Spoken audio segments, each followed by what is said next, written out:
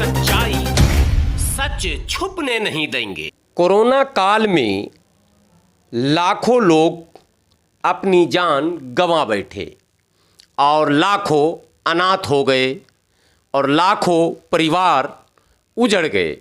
जी हाँ, इस महामारी ने कई लाख परिवार को दुख दिया है, लेकिन इस महामारी में इन परिवारों को सही से उचित मुआवजा या इनके पुनर्वास के लिए सरकार ने जितनी भी योजनाएं बनाई या जितनी भी घोषणाएं की हैं उस पर अब तक अमल नहीं हुआ। और पूरे कोरोना काल में राजनीतिक दल केवल ट्वीट तक अपने आप को सीमित रखे, लेकिन जैसे ही अनलॉक होना शुरू हुआ वैसे ही राजनीतिक दलों ने मोर्चा संभाल लिया है। जी हाँ, भाकपा माले एक जानी पहचानी पार्टी है। भाकपा माले ने राष्ट्रव्यापी आह्वान किया है कि हम उन मौतों को गिनें, हर गम को बांटें और अपनों की याद में श्रद्धांजलि करें। और इसी कड़ी में सीवान ज़िला के हुसैनगंज थाने के महापुर पंचायत में आज भाकपा माले के हज़ारों कार्यकर्ता सड़क पर उतरे। उन्होंने कैंडल मार्च किया और कैंडल जलाकर इस महामारी में इस दुनिया को अलविदा कहने वाले सभी आत्माओं को श्रद्धांजलि दी। सैकड़ों की तादाद में लोग हाथों में कैंडल लिए पूरे क्षेत्र का भ्रमण किया और सरकार से ये मांग की कि वो लोग जिन्होंने इस दुनिया को अलविदा कह दिया है, जो कोरोना की काल में समा गए हैं, ऐसे परिवारों को, उनके आश्रितों को जो उचित मुआवजा है वो अविलंब दिया जाए ताकि उनके पुनर्वास का काम हो सके। देखें सीवान से साजिद हुसैन की इस रिपोर्ट को। जी, आज आप एकजुट हुए हैं इस कोरोना काल में, क्या कुछ मैटर है जो आप एकजुट हुए हैं, किन मुद्दों के साथ? आपने देखा जी पूरे देश में कोरोना दौर में गांव-गांव में 40-50 की संख्या में लोगों की मौत हुई है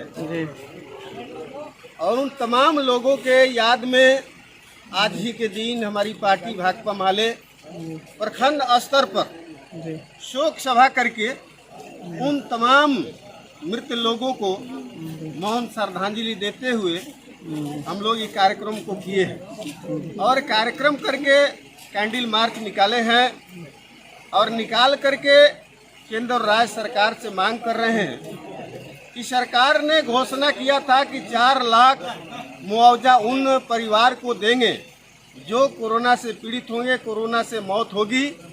हम मांग करते हैं कि सरकार जो आंकड़ा प्रस्तुत किया है 4 लाख, जबकि इंडिया टुडे का न्यूज का रिपोर्ट है 42 लाख लोगों की मौत हुई है।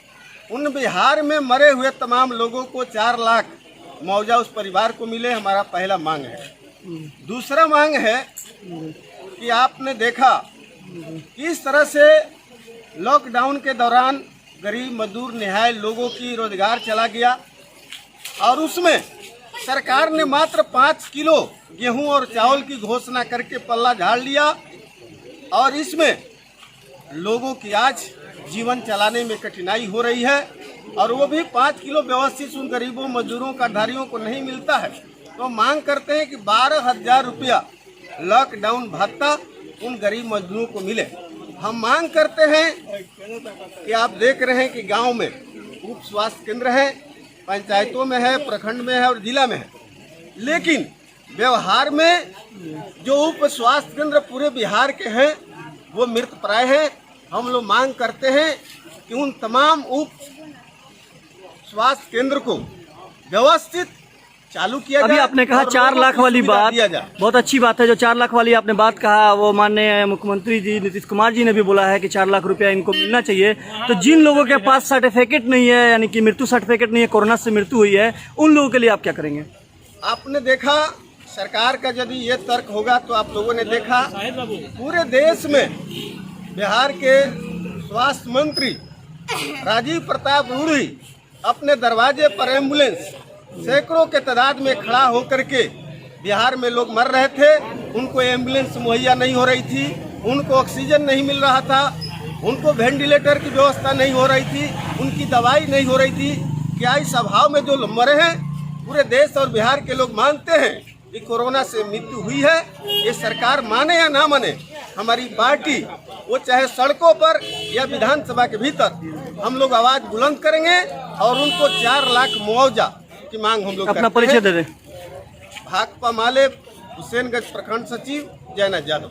ये सरकार सबसे पहली बात कि शमशान में जलाने की जगह नहीं थी, उसके बाद लकड़ियां नहीं मिल रही थी, नदी में फेंका गया, नदी में नालों में फेंका गया लाश को, उसके बाद लाश को जब जमीन में गाड़ा गया तो ये बीजेपी की सरकार ने उसके ऊपर से राम नाम की चुनरी तक के छीन ली है।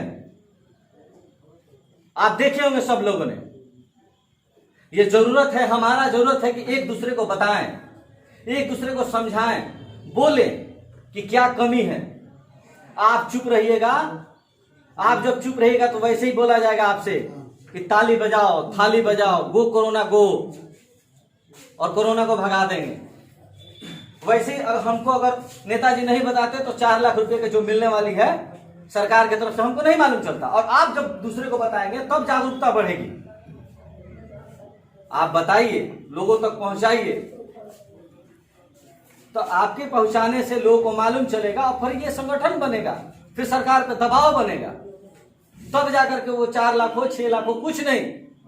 जागरूकता तो हो कि झूठों ने झूठ बोल दिया है, उस झूठ को हम कैसे उसके गर्दन तक पहुंचेंगे उसको छीनने के लिए। ये हमारा काम है। हम चुप रहेंगे, दबाए जाएंगे। और भाकपा माले कभी भी दबी नहीं है और ना दबेगी।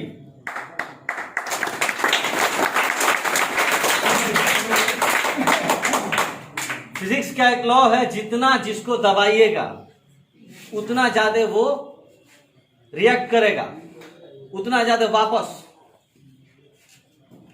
तो इतना नहीं दबना है, और अगर आप दबे हुए तो फिर उतनी तेजी से उठिए और उठ करके अपना हक मांगिए। ये आपका हक है। कहा जा रहा है कि 6 किलो गेहूं दिया जा रहा है, 15 किलो दाल दिया जा रहा है, कोई अपने बाप के घर से दे रहा है? ये आप ही का पैसा है। इस देश में, हमारे देश में बच्चा पैदा होने से पहले टैक्स भरता है, शायद आपको नहीं मालूम हो। वो हगीज खरीदो या दवा खरीदो या कपड़ा खरीदो या कुछ भी, आपको टैक्स देना होता है, और उसी टैक्स के पैसे को फिर घुमा करके आपको दिया जाता है, और ऐसा लगता है कि आपको दान दिया जा रहा है। वो दान नहीं, आपका हक है। आप मांगिए, छीनिए अगर हक नहीं मिलता है तो। और भाकपा माले उम्मीद है ये छीन करके दिखाएगी सबको।